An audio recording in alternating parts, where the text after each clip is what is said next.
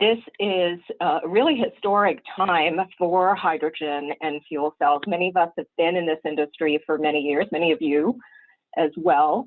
And if you look at why so much interest in hydrogen now all of a sudden? And first, we see very low-cost renewables available. And countries are beginning to see that to meet their climate goals, they're going to need hydrogen for hard to decarbonize sectors, as renewables come online for energy storage, and also to in terms of imports. So some countries are recognizing that they will not be able to meet their climate goals just based on the clean electrons. They will need to import the clean molecule, so hydrogen, for instance. And so you're seeing countries like Australia, Chile, looking to export clean hydrogen to Japan, Korea, and others.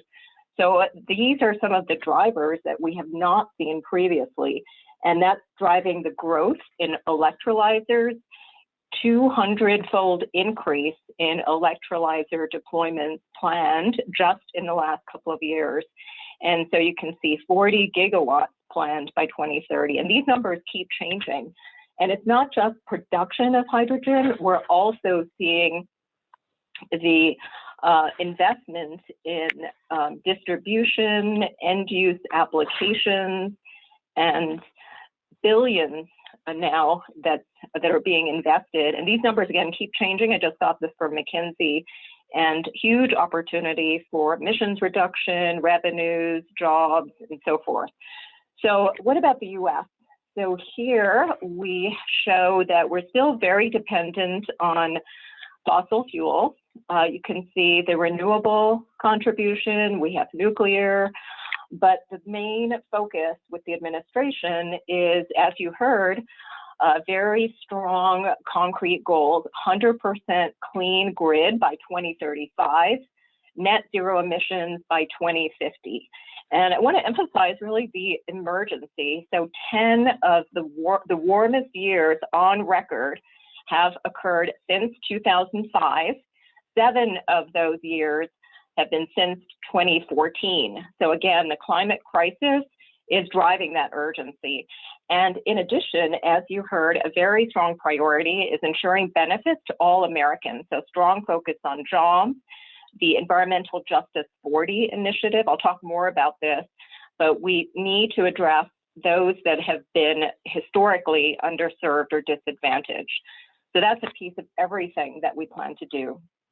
So in terms of emissions, we can see that in the US, again, we have multiple applications, multiple sectors. There's no one silver bullet, and we need to address all of them. We have a portfolio approach, and hydrogen can provide benefits, again, in hard to decarbonize sectors, so such as steel manufacturing, ammonia, heavy duty transport, storage. And we are all, I think you're all familiar by now with H2 at scale. And so again, you can see we'll produce hydrogen from diverse resources.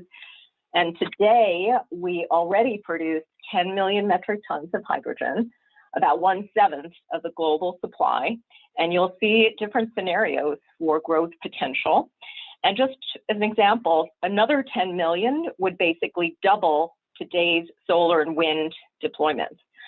And so with a number of studies, industry, as the secretary mentioned, showed a tremendous opportunity for jobs, revenue, and more analysis underway.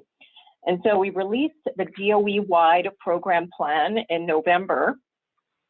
It includes collaboration. We coordinate across multiple offices, and it's a very comprehensive strategy. So we have both near-term, long-term, across the entire value chain, production, delivery, storage, conversion. Again, very comprehensive, but the key driver is targets. So I think many of you are familiar with the DOE targets, and I want to emphasize that we need to be competitive for us to have sustainable market penetration. And so our top priorities are first, low-cost, clean hydrogen. And you already heard about the hydrogen shots announcement. I'll talk a lot more about that. but also delivery and storage, and then end use applications. And so we'll be covering all of these aspects. And when we go to our office, we basically have 3 sub-programs in our congressional budget request: fuel cells that you'll hear about, hydrogen, which includes production, delivery, storage, and then what we call systems development and integration, which lets us accelerate the technology, safety codes and standards, workforce analysis, and analysis. So all of that will help to enable H2 at scale. So in terms of budget, we have a robust budget, about $150 million across the technology areas. And I'm very pleased to announce the President's FY22 request of $197.5 million for our office. And in addition, there's additional funding across other offices. And we've been funding, many of you out there, hundreds of companies, universities. And I did want to recognize all of the hard work, the benefit of the taxpayer dollars. So we have over 1,100 patents, 30 technologies commercialized.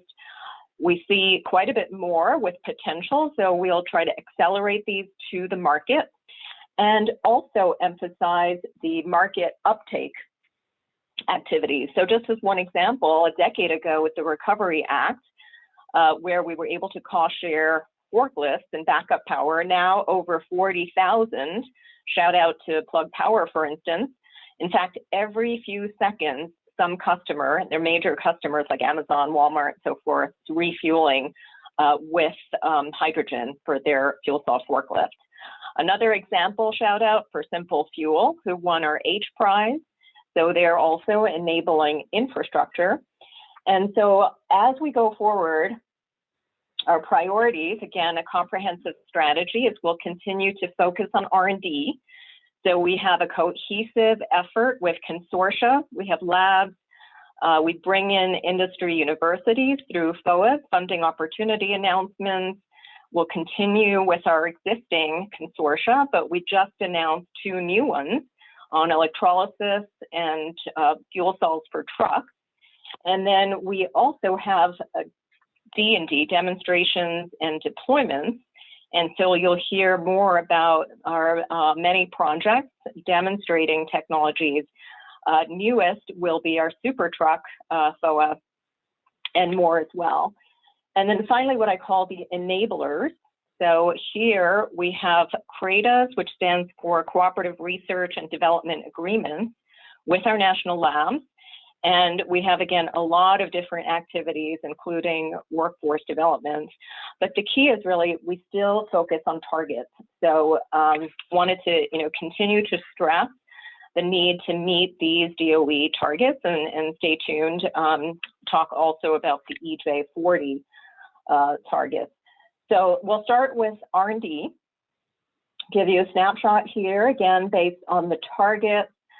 We have in the green what's needed, and then every year we assess the state-of-the-art technology based on the progress at high volume. So that's what the orange shows, and all these slides will be available online.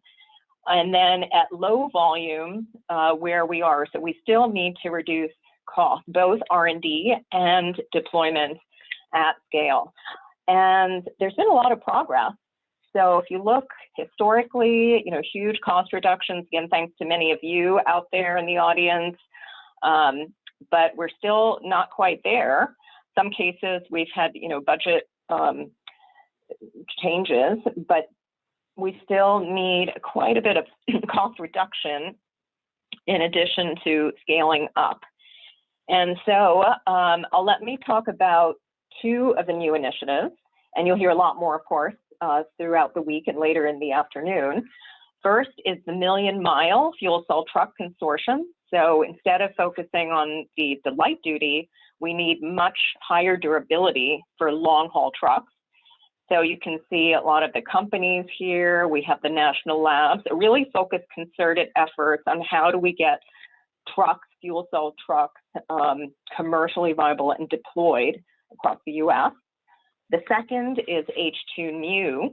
And here we'll continue our hydrogen consortium, so materials and innovation, but here we're focusing on integration and manufacturing and scale up, so in collaboration with AMO. And we'll bring in FOAs and CRADAs to ramp up progress in electrolyzers. You can see all the labs, again, very strong focus on targets. So next, let's talk about the D&D aspect. So here, let's take a look. Every year, we show a snapshot of where are we in the US. And you can see thousands of fuel cells across different applications. And again, this is just one snapshot. Most states have hydrogen from SMR. We have 3 caverns, the world's largest storage cavern in Texas. And we're starting to look more carefully at demand opportunities. So what's new since the last time we met is we launched even more H2 at scale projects.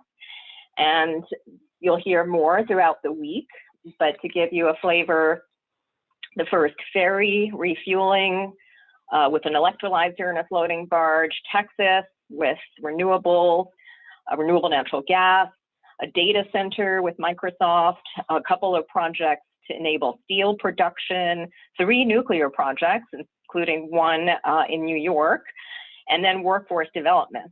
And in many of these projects, we're actually helping to enable electrolyzer deployment.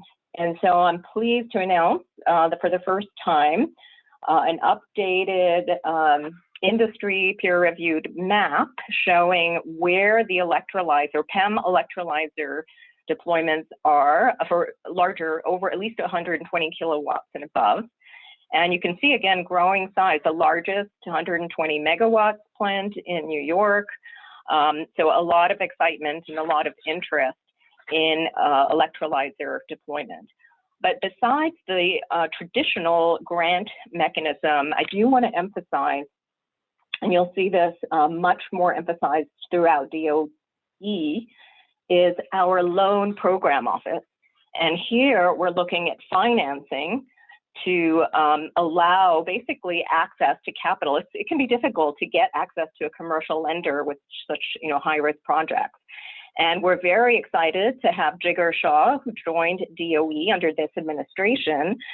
Many of you may know him. He was the former founder and CEO of Sun Edison, a very well-known investor and a lot of experience and very supportive of hydrogen and fuel cells. And so, again, billions available for high, debt to equity ratio in investment or financing. So feel free to go to the LPO or my colleague Monique to get more information. So third, I'm going to talk about the enablers. And so here, I want to show a few examples and talk about, first of all, the national labs. And here we have, amazing capabilities, 50 Nobel Prize winners, unique facilities. And so we're offering, all of this to the entire industry, energy labs, security labs, the science labs. So a tremendous potential, not just for science, but also to help and de-risk technology adoption and demonstration. So I have a couple of exciting announcements today that we saved just for the plenary. And one enabler is this platform for integration and de-risking deployments. So here, for instance, at the Aries facility, we're looking at enabling solar, wind, megawatt scale electrolyzers, integrating with end uses and helping to de-risk before industry deploys at scale. At INL, we have a thermal integration facility for high temperature electrolysis. And then as one example, at NETL, we have REACT, a reaction chemistry facility that includes, for instance, microwave reaction methods for hydrogen production. and also ammonia production. So these are just a few examples. And what I'd like to do is wait for the drum roll here. So for hot off the press, today we would like to announce just posted another Create a Call. So we will have up to 12 million available over 3 years and a total of 14 projects. And what we'll do is we are soliciting these topics here. So demonstrating the testing validation at these facilities, as well as risk assessment, modeling for H2 at scale. You know, safety has always been a question. And then next generation sensor technologies. So feel free to take a look at the website. Proposals are due July 19th. And in addition, as an example from the previous Create a Calls, wanted to highlight a couple of success stories, the High Blend and HMAT consortia. So HMAT is looking at hydrogen materials compatibility. So for instance, hydrogen with steels and polymers, addressing embrittlement issues. And most recently, we announced the High Blend initiative. So they're looking at hydrogen blending with natural gas.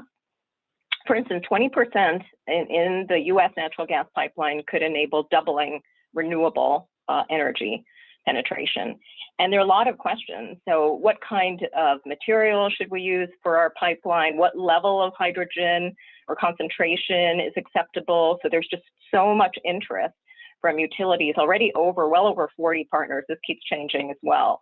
And so some of the plans will include a database, tools, really to help inform decision making in terms of materials compatibility and blending. And safety has been, a question. We get so many requests from stakeholders about safety.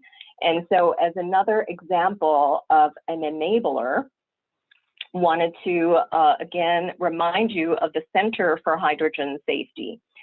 So here, we have, again, a lot of activity, over 60 partners now. It's global, so a very close collaboration with Europe, with the Hydrogen Council industry, many countries.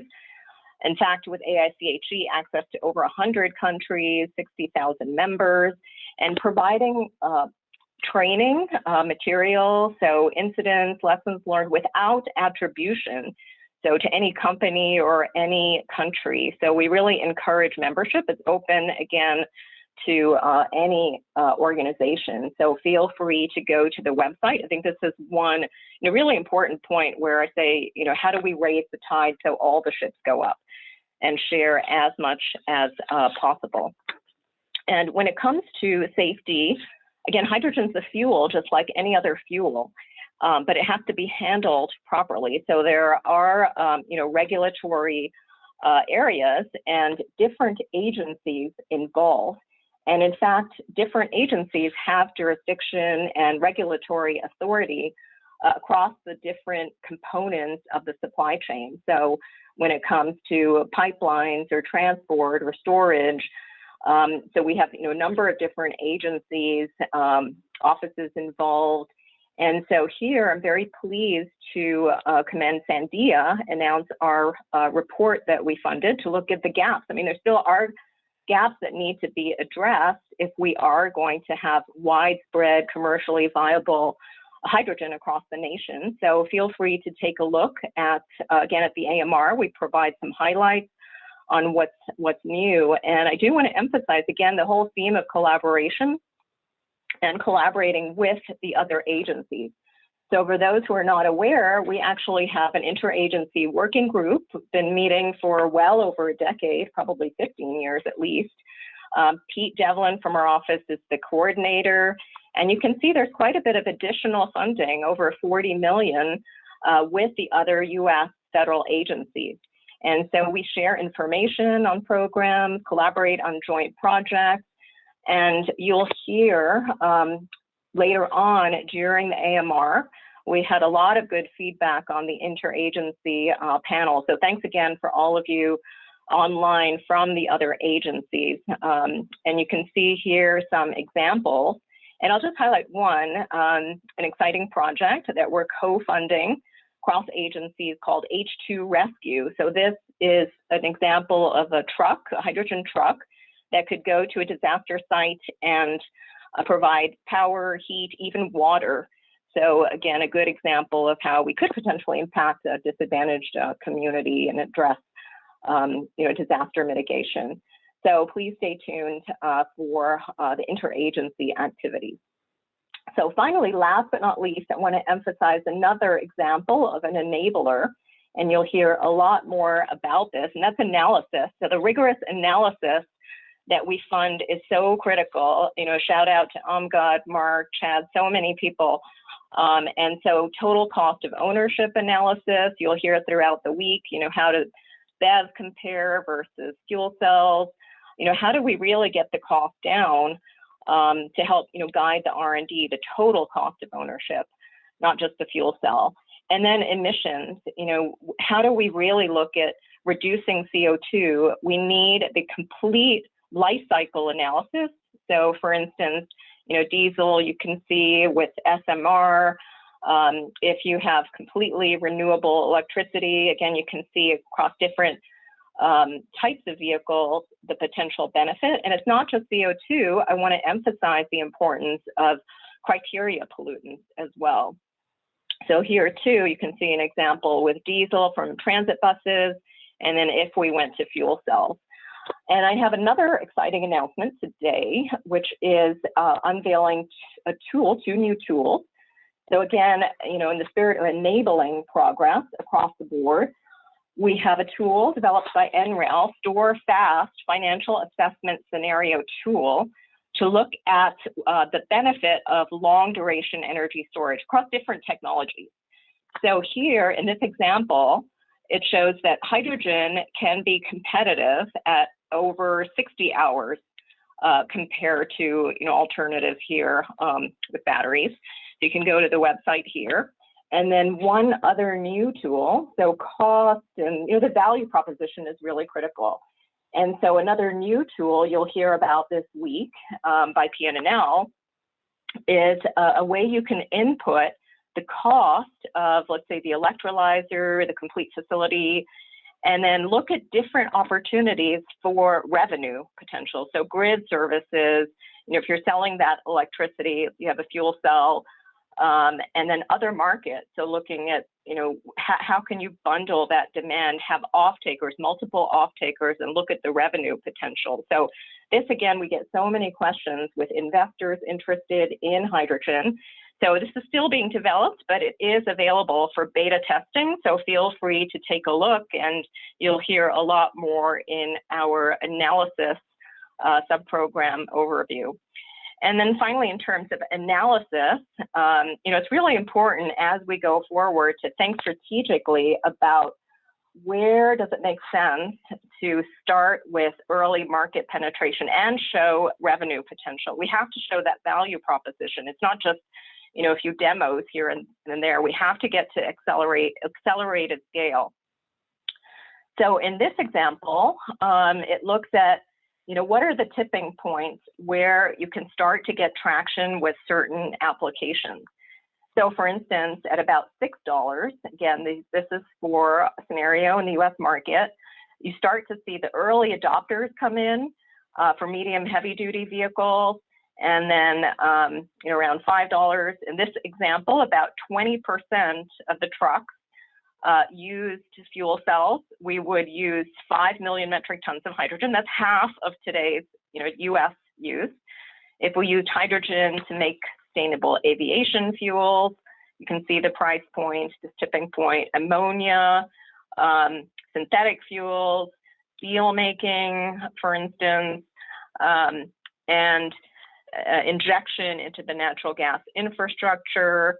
If we need to get to a clean grid by 2035, hydrogen energy storage will be critical. Again, this is just one scenario, but I wanted to point to the fact that this is the type of analysis that we also support to really strategically look at where and in what applications can we ramp up scale across the nation. And so the bottom line is we really need to get less than $2 per kilogram for many of these, but even $1.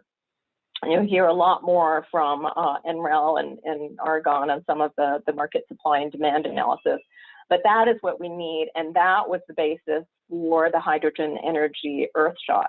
So we know, other countries have announced $1.50. Companies have also announced $1.50 and or less. But in the U.S., we have such low-cost natural gas that we really need to have low-cost hydrogen to have a sustainable market, beyond just the early subsidy phase. And so, as you heard with the Secretary's announcements, President Biden asked the Secretary to speed the development of critical technologies to tackle the climate crisis. And so, as you heard, for those who were able to join this morning, again, the first time we've had Secretary of Energy at the AMR, she launched the Hydrogen Energy Earthshot, the first of a series of energy Earthshots. And it is appropriate because for the geeks and us, which I can speak for all of us, I think, at the AMR, hydrogen, as you know, is the element number one, the most abundant element in the universe. And so it's very fitting that the hydrogen shot, or hydrogen energy Earthshot, is $1 per 1 kilogram of hydrogen in 1 decade. And so let's look at, how do we actually get there? And so this is one scenario. And there are many examples. Again, you can look, there's so many different values for the cost of hydrogen from electrolysis. And this is our baseline here at a conservative cost, low volume CapEx of $1,500 a kilowatt, electricity at 5 cents a kilowatt hour. And again, the various assumptions here, we provide a lot of detail.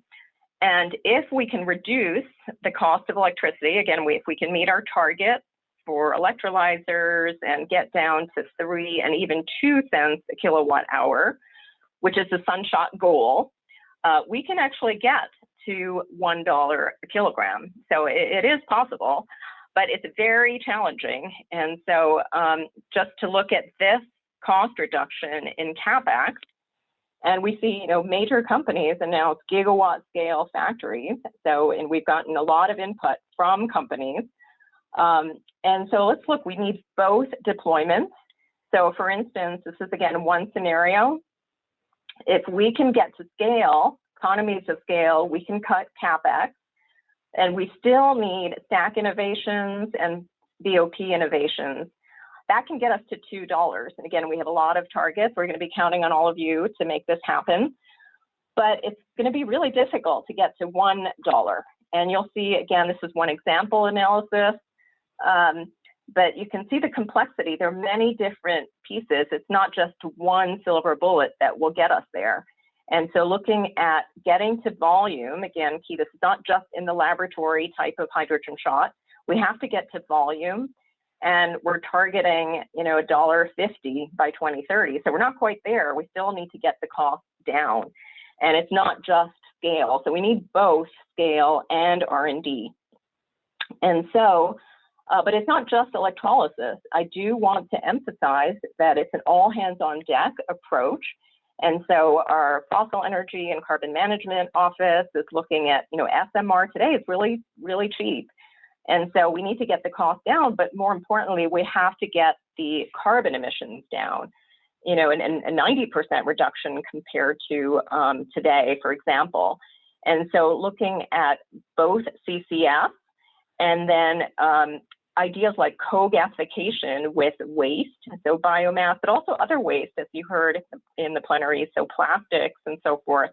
So there's a lot more analysis underway, but again, you can see scenarios of, how can we get the cost down and different technologies to help get us there, reduce carbon and other emissions as well. And then finally, we are also looking at completely innovative approaches. So we have the basic science community. What if you completely, again, longer term, eliminated the electrolyzer and, went directly to direct, PEC, thermochemical water splitting, a lot of interest there, and then even microbial electrolysis. So again, it's an all hands on deck approach for different opportunities. So we have the RFI, another exciting announcement just announced today. Only 1 month available. It's high priority here to get your feedback. And we'll be looking very strategically, where can we ramp up large-scale demonstrations in the U.S. You can see solar, wind, nuclear, natural gas, CCS, so potentially have, co-locate CCS, and then look at end users. So, strong interest in co-location. How can we really reduce emissions? Diversity, equity, inclusion, jobs, all of that, science and innovations included. So again, it is across the board. And so our next step, so it's very exciting for us, for Hydrogen Shot stakeholder engagement, is we will get the RFI responses. You'll hear more at the Office of Science. We'll have a roundtable. We plan a summit, a Hydrogen Shot summit, and then a lot of regional analysis, a lot more stakeholder engagement you can see online. And the key is include, all of the stakeholders. So industry, labs, universities. There are many new regional coalitions, labor groups that really want to emphasize the EJ community and the inclusive strategy that we have here. So speaking of DEI, or diversity, equity, and inclusion, I do want to pause here for a minute and really recognize it's been a very difficult year. And we don't have, as human beings, we don't have two brains, one for work and one for life. And so recognizing, we had COVID, but we also, in the US, we've had some really shocking and disturbing events. We had, George Floyd and others. We had the Capitol riots. And, I really want to pause for a second and reflect. It really shook many of us, and worldwide, really, to the core.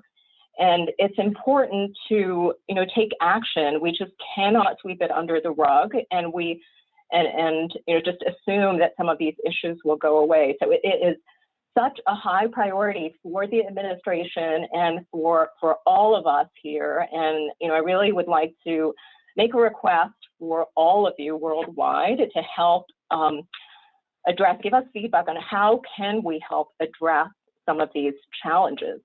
And so there is a new map, a new index available. You can go to this website and you can click on these regions that show areas where there are very disadvantaged and distressed communities. So these are, people who have suffered their economic issues, pollution, environmental, justice issues. And so we are planning to, in our FOAs, lab calls, creator calls, we're trying to do our best to encourage broader engagement, to demonstrate benefits, and we would like to request your help. Again, any ideas you have, and as you're thinking about projects, please do consider opportunities to benefit some of these areas.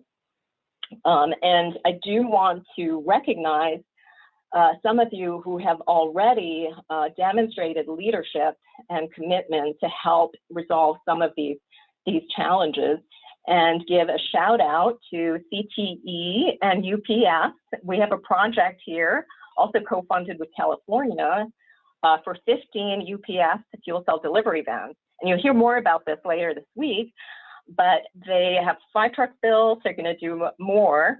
And these are in 2 disadvantaged communities. So again, there's scores and so forth tracking of this. And then looking at the impact, so how much CO2 and pollution and diesel can be saved. So a big congratulations to CTE and UPS for your leadership. Second, I would like to also congratulate Tommy Rockford and Los Alamos and NNSA on their program, and announce today that we plan to collaborate and add funding to this program.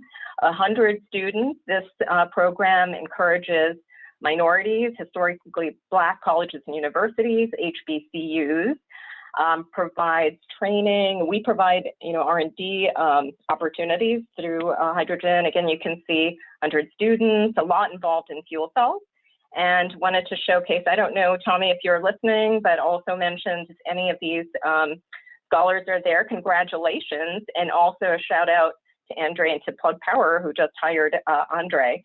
And what we are going to be doing is helping to add funding to help transition these scholars to the industry labs and to the hydrogen fuel cell industry. Again, it's about jobs. How can we make an impact? Another exciting announcement today is also on workforce development. It's a partnership with University of Tennessee and Oak Ridge. And here we have a $20 million EERE award, $2.6 million from our office. And this will develop a national model for R&D and workforce development from the technician level all the way to the graduate level. So interdisciplinary. And here too, I have an exciting announcement just today for the AMR. There are any students, postdocs out there. We have a fellowship in partnership with UT Oak Ridge, and also encouraging diversity, equity, and inclusion. And this is in partnership with RISE for the Rose Fellowship. Some of you may remember I announced this a few years ago in honor and memory of Bob Rose, the founder of the U.S. Fuel Cell Council. So again, a good opportunity. And finally, the other opportunity I want to mention is the International Early Career Network through IPHE, which is an international partnership since 2003, over 20 countries. And this is entirely run by students, postdocs, early career professionals. You can see the chair and co-chair here. So if there are any students, postdocs, early career professionals, feel free to go to iphe.net and join. Again, it's a good opportunity to network worldwide. There are panels and share information on career opportunities. We need the next generation of leaders in the hydrogen and fuel cell space. And so I want to end with the importance of really global collaboration and acknowledge many of the partners that we have. I know even though this event is really for the DOE participants, and when we speak, we're really talking to all of you, the researchers, the reviewers, all the PIs. And again, sorry, we can't see you in person this year, but we also recognize that there are a lot of countries, in fact, 48 countries and over 2,000 people registered throughout the week. And so I do want to stress and appreciate the global collaboration. And here too, there is so much that's happened since we last met. So a lot of activity, IEA, the Clean Energy Ministerial, Hydrogen Energy Ministerial, Mission Innovation just announced a hydrogen mission, a shipping mission, and highlight for just as an example, our collaboration with Europe. So harmonizing codes and standards. We have our labs engaging and industry as well on harmonizing protocols, especially for heavy duty fueling. And as other examples, for awareness, we have a regulations, code standards, and safety working group and education outreach working groups.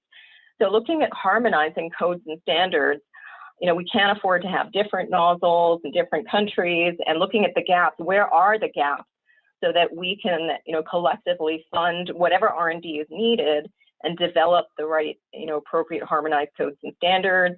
So that, gap analysis is happening. And most recently, in fact, all the countries voted on this when we meet with our counterparts, and a task force was established to facilitate international trade of hydrogen. So here, especially as we see so much interest from many countries, as I said, Australia, Chile, others, to export hydrogen, countries and companies are looking at what's the actual CO2 footprint of that hydrogen.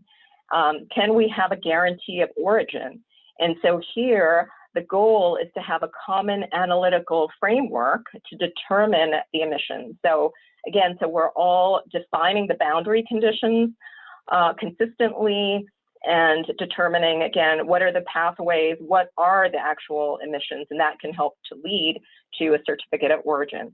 So speaking of export opportunities, you'll also hear there, we're just starting to look at what is the potential for exporting hydrogen from the US. We've gotten requests from other countries as well. And you can see we're already a leader in LNG exports. So the labs are starting to look at what is the potential and what are the costs.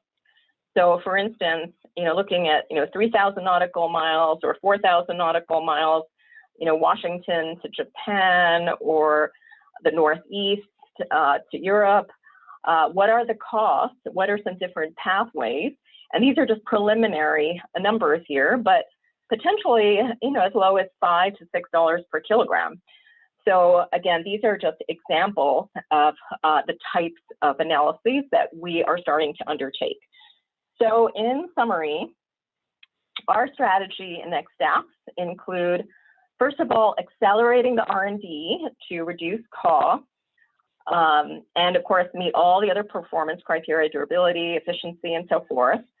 Second is, and here we really want to ramp up our ability to help de-risk the demonstrations, enable deployments. Industry is already doing a great job, so we want to continue really bringing our resources to bear. And then three, and this I really want to emphasize, is strategic scale up. So how can we look at co-locating clusters, for instance, co-locating supply and demand, and for instance, ports. This was also recognized internationally. Europe announced a ports initiative, which we are collaborating on. Enable infrastructure, low-cost infrastructure. So again, multiple sources of hydrogen, multiple end uses to drive down the infrastructure costs and help to determine how do we really progress and expand strategically and accelerate cost-effectively hydrogen across the US. So again, the RFI feedback is really critical. That analysis will help us as we look forward. So please do take a look at the RFI and give us feedback in all of these areas. And I want to end really just again with the importance. This community, the hydrogen community in general, has been so dedicated, and the intense tenacity, I guess is the word that I use, is finally, I think, about to pay off. So I think for many of you and many of us who've been in this field for decades, I think we're really, really close. But I do want to emphasize that we really need, all hands on deck, everyone in the, in the same boat, on the same river, rowing in the same direction. So I say that often. So we need, no one individual, company, country can do it alone. It takes the whole orchestra, so to speak. So we need government, industry, investors, researchers. We need really the entire globe. So I want to provide my heartfelt acknowledgement to our entire network of collaborators. So multiple offices across DOE, the labs, 190 companies, 109 universities, a lot of regional national associations. So FACHIA, the Trade Association, we've had California Fuel Cell Partnership, and there are many more as well just in the last year. And I really wanted to acknowledge all of them. We'd like to engage much more with the labor groups, EJ community, our longstanding public-private partnerships, international. So again, really wanted to thank all of you. And then finally, last but not least, I wanted to acknowledge the entire office. This is, and you'll hear more from the program managers and of course, all of the managers who will be moderators throughout the week.